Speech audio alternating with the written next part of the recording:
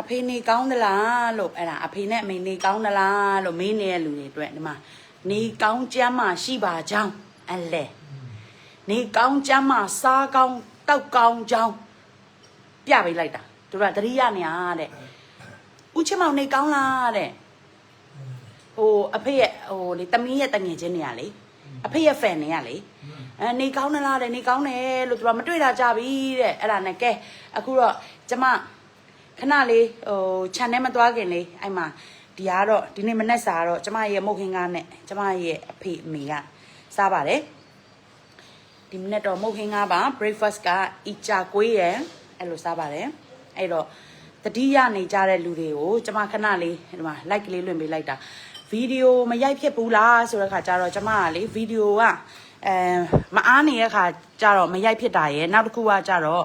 ဟိုပေါ့ဘာမှဟိုပေါ့နော်ထူးထူးခြားခြားဖြစ်စင်မရှိရနဲ့ကျမမရိုက်ဖြစ်တာပါအဲအကြောင်းမို့အခုအမတို့အကိုတို့ညီမတို့မောင်တို့ကဲတတိယနေကြတဲ့ဦးချစ်မောင်ကိုကျမလိုက်လွတ်ပေးလိုက်ပါတယ်တတိယနေရတဲ့ဟင်းရထဲဦးမလားမရမချိုရေကိုပဲပုတ်အိုးလေးကြည့်ထားအောင်နော်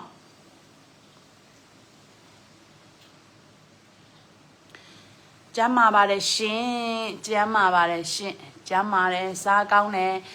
တနေကုန်စားမယ်စားပြီးတနေကုန်အိပ်မယ်အိပ်ပြီးညရောက်လို့ရှိရင်ညကျရင်တညလုံးရှာမယ်ဖွေမယ်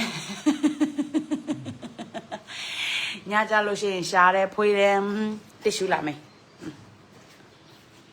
ရှာမယ်ဖွေမယ်နဲ့ကြရင်တော့စားပါမယ်စားပြီးတော့အိပ်ပါမယ်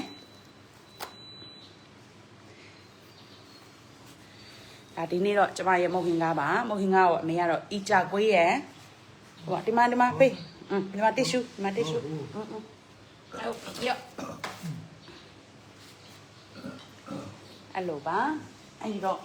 ကျမအဲ့ဒါလိုက်ကလေးလွှင့်ပေးလိုက်တာနော်နေကောင်းကျမရှိတဲ့အကြောင်းရယ်အဲ့ဒါမနေ့ကမုတ်ဟင်းကမစားခင်ကိုဟိုဟာစားပြီးပြီဒါလဲဆိုတော့လက်ဖိတ်ရည်နဲ့မုတ်နဲ့စားပြီးပြီနော်အဲ့ဒါစားပြီးတာကိုအခုမုတ်ရပြီ